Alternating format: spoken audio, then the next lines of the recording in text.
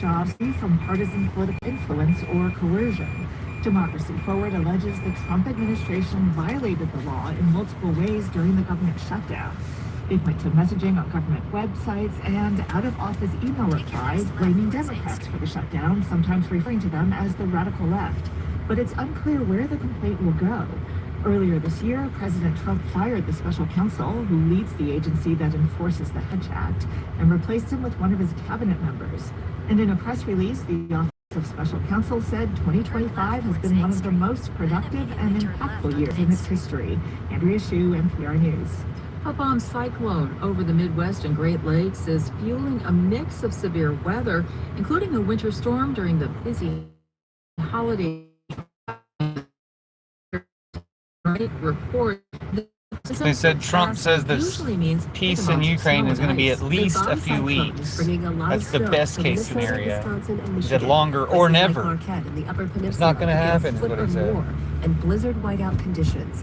National Such a Weather Putin Service puppet. lead forecaster Bob Oravec says the bomb cyclone is impacting cities and towns in the Great Lakes, snow and more snow. At this time of year, the lakes are also not frozen yet, so you can actually have stronger lake effect snows, and the lakes don't all freeze. Freezing rain is icing up roads in northern New England and New York State and down to New York City and surrounding areas, still digging out from a weekend snowstorm. And there's Arctic air in North Platte, Nebraska and Fargo, North Dakota. Wind chills are plunging way below zero. Kristen Wright, NPR News.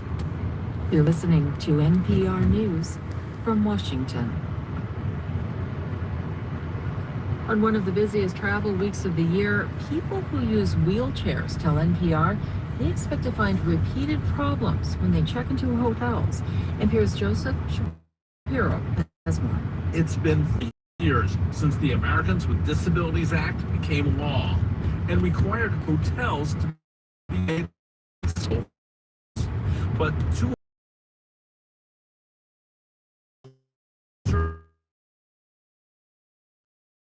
common is that they reserve an accessible room either online or with a phone call. When they show up, the room isn't available, or they get the room that's called accessible but it isn't. Maybe the shower is too small or the bed is too tall. These should be easy things to fix, but the problems continue. An official for the hotel industry told NPR it values disabled travelers and that hotels want to get things right. Joseph Shapiro, NPR News. At the weekend box office, Disney's Avatar, Fire and Ash took the top spot with an estimated $64 million in ticket sales. The James Cameron sequel has made $542 million globally against a $400 million production budget. In second place, Disney's 3D animated Zootopia with $20 million. In third place, A24's Marty Supreme, the 1950s table tennis drama, $17 million dollars. It stars Timothy Chalamet. I'm Janine Herbst, and you're listening to NPR News from Washington. Support for NPR comes from NPR stations. Other contributors include Imaginable Futures, envisioning a future where learning sparks opportunity and thriving belongs to everyone. Learn more at imaginablefutures.com. And the listeners who support this NPR station.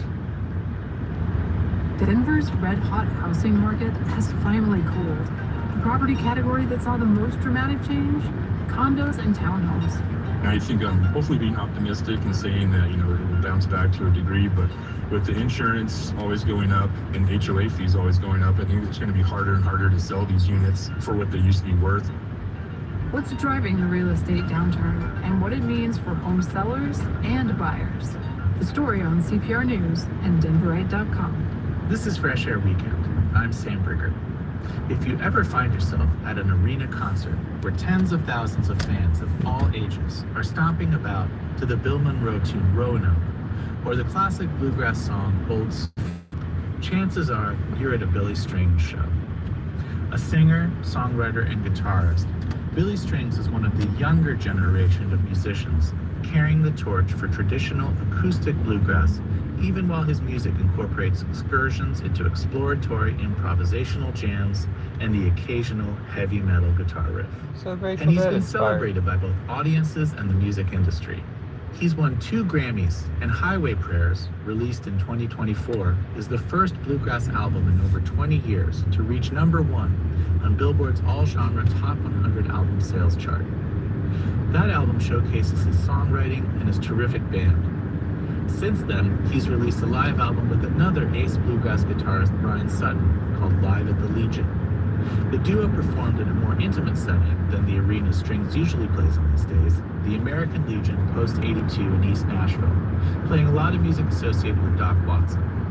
Let's hear the lead-off track from Live at the Legion, Nashville Blues, originally by the Dillman Brothers.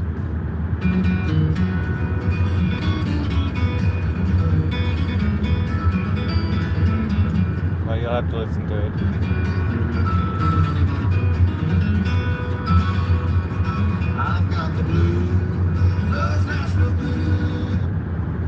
You'll have to listen to it on the recording of it officially. I don't want to take any chances.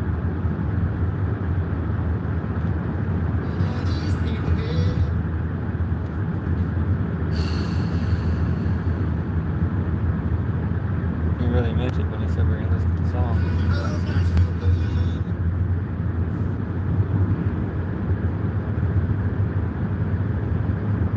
Hello.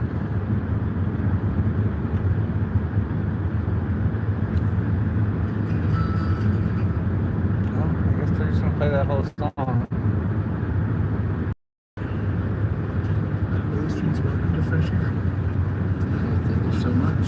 Good to be here. A lot of this material comes from Doc Watson, like some of the songs that are part of his repertoire. You said that most everything you do comes from Doc Watson. Can you talk about his influence on you? Yeah, he's like I stand. My dad, all around the house growing up, and by the time I could play guitar, 5, 6 years old, I was learning tunes too. I might have been able to play some of them before I knew how to tie my shoes or something. It's like I was learning how to speak and talk and walk, and I was learning all these Doc Watson tunes at the same time, and it was just like a religion in my house. This music is just the best. I mean, that's what I was listening to on the way over here. The sonic journals, the usually recorded. It's just these beautiful recordings, and gosh, it was so good. Everything they were playing was just churning. I can hear some of his guitar playing and your playing, but what about his singing? Was that also influential? Like, he didn't have a big range, but he was expressive, and he was singing. I always think he was very crisp.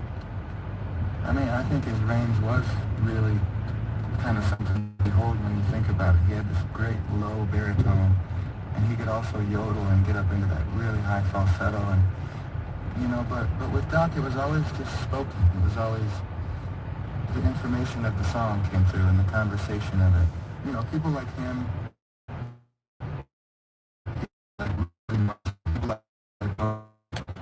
these really great storytellers. Singing, if you see Dolly Parton on TV singing and you press mute, it just looks like she's talking to you, because she is. She's telling the story. That's one big thing that vocal coaches that I've been working with from professionals was just give me the information. I get on stage and I sing, and I'm so worried about the pitch. Am I singing good? Is the tone good? Am I singing right? How's my timing? This and that. It's like taking the kids to the park and you're scared to let them go down the slide because you don't want them to get hurt.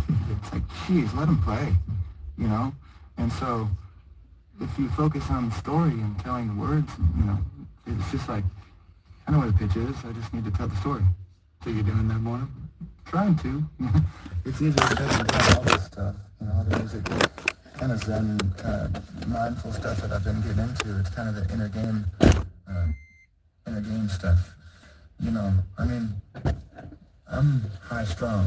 I got a lot of anxiety and stress, and I'm moving around a lot. I've been really busy the last several years, and I got a lot of my own personal stuff that just haunts me on a daily basis, and I try to do everything I can to just be cool and get my nervous system to chill, but it just seems like I I don't know what I can do to do to the ground. Does playing guitar help, or is playing guitar all caught up in all of that stuff because that's what you do for a living? It depends on what kind of playing guitar. You know, if I'm on stage, that's where the joy is. You know, that's where the fun is. I kind of ride myself pretty hard about practice off stage. But Billy, if you wouldn't mind doing another song for us that's one of your favorites. I told you on the way over here I was listening to that Bears Sonic Journal, stuck in Merle C. Marshall.